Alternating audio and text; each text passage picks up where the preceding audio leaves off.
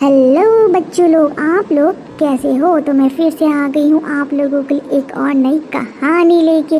तो आज की कहानी का नाम है चूहा और हाथी की कहानी।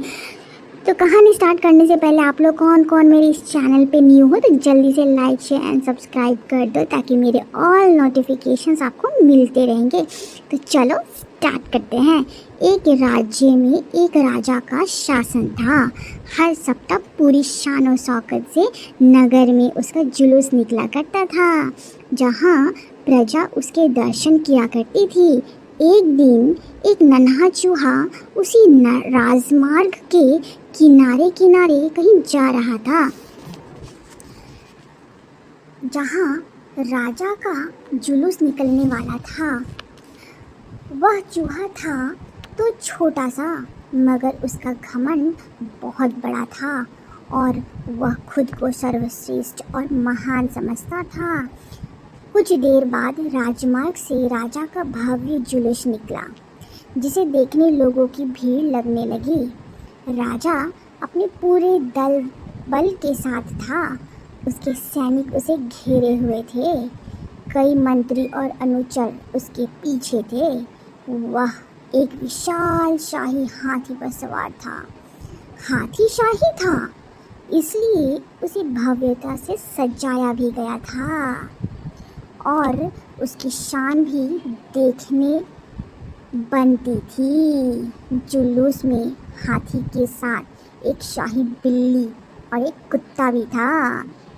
राजा का जुलूस देखने को उमड़ी भीड़ राजा के साथ साथ उसके शाही हाथी की भी प्रशंसा कर रही थी। यह सुनकर घमंडी चूहे को बहुत बुरा लगा।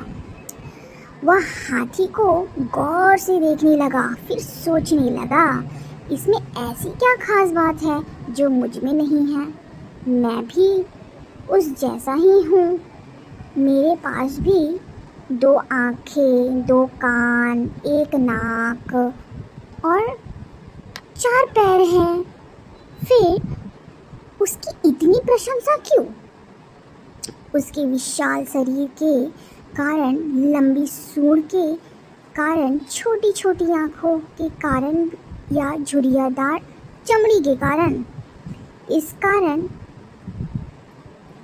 एक बार तुम लोग मुझे देख लो, उस हाथी को भूल जाओगे। मैं हाथी से ज़्यादा महान हूँ। चूहा यह सब सोच ही रहा था कि शाही बिल्ली की नज़र उस पर पड़ गई और उस पर लपट गई। जुलूस छोड़ वह उसकी ओर लपटी। फिर क्या था? चूहा अपनी सारी महानता भूलकर दुम दबाकर भागा। भागते भागते वह हाथी के सामने आ गया।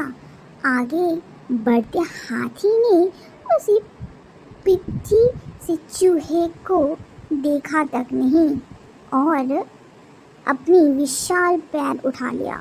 चूहा उसके पैर के नीचे कुचलने ही वाला था, मगर किसी तरह उसने खुद को बचा लिया। वहाँ से बचा तो खतरनाक कुत्ता उसके सामने आया, जो उसे देखकर गुर्राया। चूहा पूरी जान लगाकर वहाँ से भागा और राजमार्ग के किनारे चूहा ये सब सोच ही रहा था कि शाही बिल्ली की नज़र उस पर पड़ गई और उसकी लार टपक गई। जुलूस छोड़ वह उसकी ओर लपटी। फिर क्या था? चूहा अपनी सारी महानता भूलकर दुम दबाकर भागा। भागते भागते वह हाथी के सामने आ गया।